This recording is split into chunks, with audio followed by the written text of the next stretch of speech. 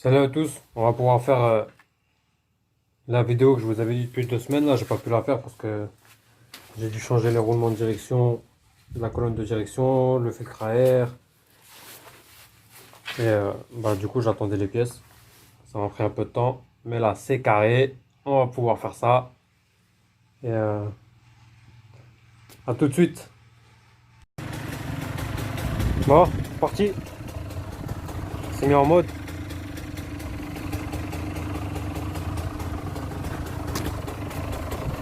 Non, non, on va chauffer la bécane, on va chauffer la bête.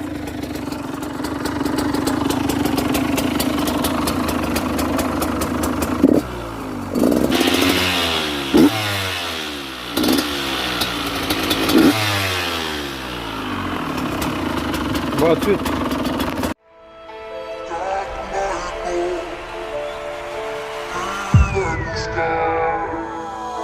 Lucy.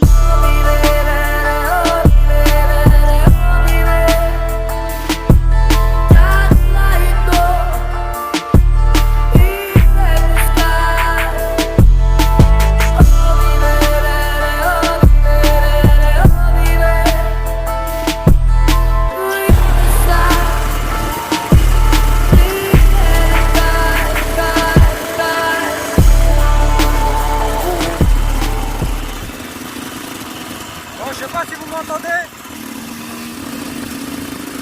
mais on va trouver un petit endroit là. On va trouver une petite route sympa et on va faire des petits coups arrière. Hein.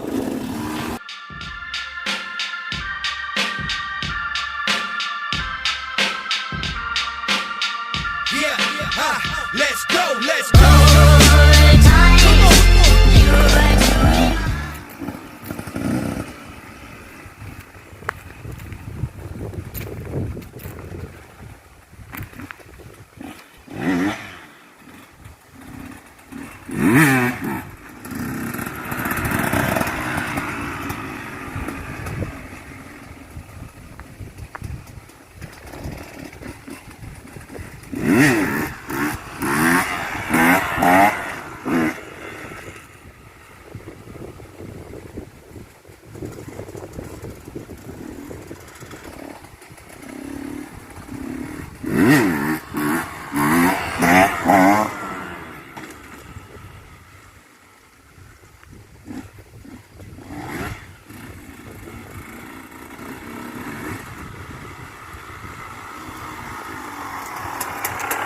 C'est bon?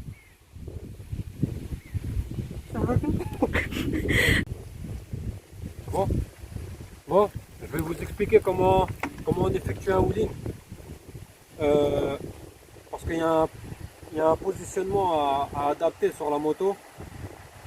Et je vais vous faire voir ça là. Après, on va essayer de voir avec l'embrayage, l'accélérateur, à quelle vitesse se mettre. Et on va essayer de faire une ou deux vidéos pour essayer que vous compreniez bien le mécanisme de la roue arrière. Donc là, moi, personnellement, pour le wheeling, je me mets un peu en arrière. Je ne me mets pas trop en avant, parce que quand vous allez passer la vitesse, embrayer et accélérer pour lever, ça va pas être top. Donc pour moi, le mieux, c'est que vous mettez là à peu près avant le milieu de la selle. Vous n'oubliez pas de mettre bien sûr le pied sur le frein arrière, mais ça, je vais vous le faire voir dans la prochaine vidéo. Et je vais vous expliquer tout ça, tu vois. Donc là, l'embrayage, l'accélérateur, moi c'est une 125 KTM. Je me mets en deuxième ou en troisième, ça dépend de l'allure. Mais bon, pour commencer, c'est mieux que vous vous mettez en deuxième. Vous mettez en deuxième, vous embrayez et petit à petit vous jaugez avec la vitesse, avec l'angle de l'accélérateur. Donc moi la bécane je la connais, mais vous si vous ne connaissez pas, vous jaugez en fait. Vous essayez de trouver ça là. Et je vais vous faire voir.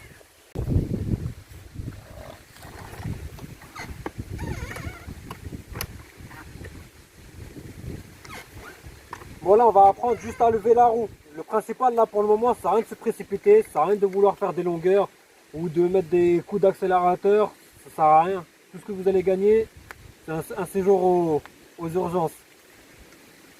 Donc là, on va mettre la deuxième. Et petit à petit, juste vous apprenez à lever la roue avant. Comme ça, vous allez comprendre comment jauger l'accélérateur et l'embrayage en même temps. Et petit à petit, vous allez apprendre à lever un peu plus haut, un peu plus haut, un peu plus haut, un peu plus haut. Et dans la prochaine vidéo, je vous ferai voir comment gérer le frein arrière. Parce qu'au bout d'un moment, vous allez lever la roue avant. Et si vous n'avez pas le frein, c'est la chute. Donc on voit ça. Donc là, on met la deuxième. Et pour le moment, vous entraînez juste à faire ça. Là, tout ce que vous faites, c'est juste ça. Juste vous essayez d'apprendre à gérer l'accélérateur. Juste ça. Vous levez et à redescendre. Vous levez, à redescendre.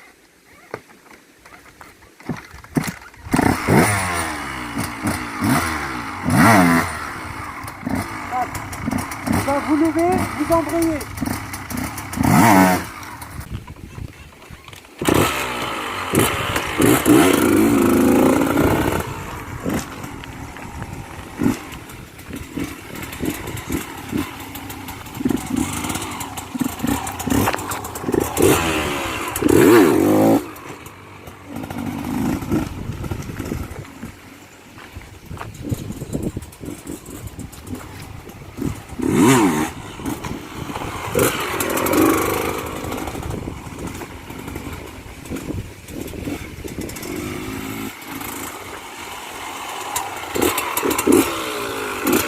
Quand vous le faites comme ça, là, comme j'ai fait en roulant, ou soit vous le faites à l'arrêt.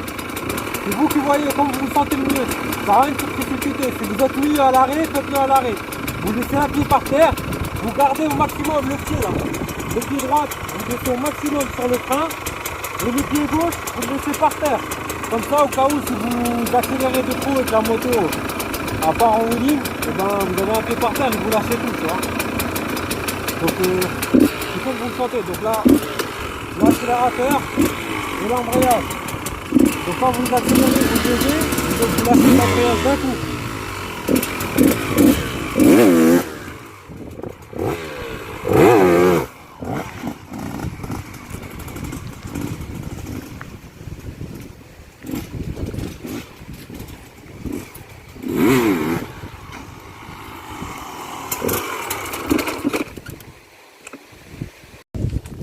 Là, je vais vous faire plus en détail. Je vais vous faire voir deux exemples, comme je vous ai dit tout à l'heure, soit à l'arrêt, soit en roulant. Après, c'est vous qui voyez. Donc là, à l'arrêt, même principe. Deuxième, passe. Le pied droit, attention, on le met sur le frein. On le met sur le frein. Allez, un petit direct. Ça arrive à tout le monde. Donc le pied gauche, on le laisse par terre. Embrayage, comme je vous ai dit tout à l'heure.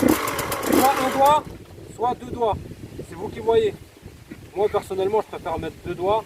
Et après, quand je suis en roue arrière, pour passer les vitesses, je mets juste un doigt. Donc là, on change avec l'accélérateur. On accélère plus ou moins.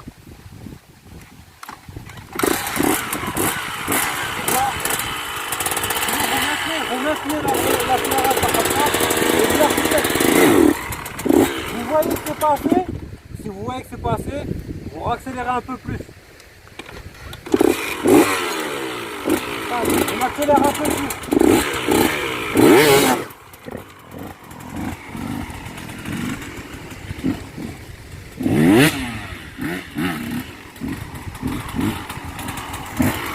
On laisse les pieds par terre. Hop. Putain. C'est galère ça, ouais. On laisse les pieds par terre. Et on cherche avec l'accélérateur.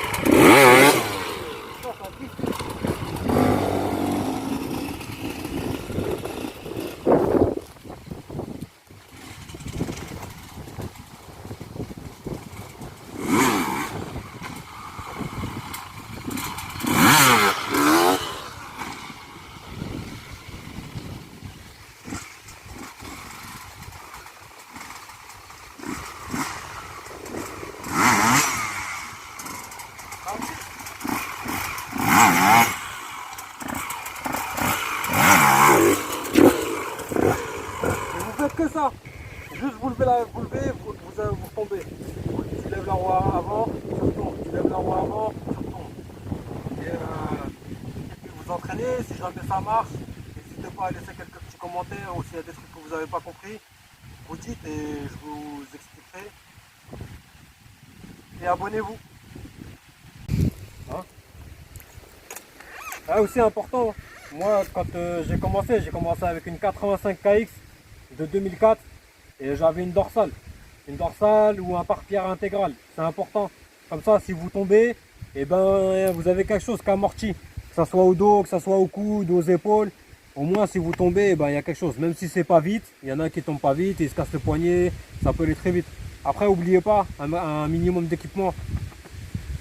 Le casque, le casque. Si vous pouvez, vous mettez des bottes.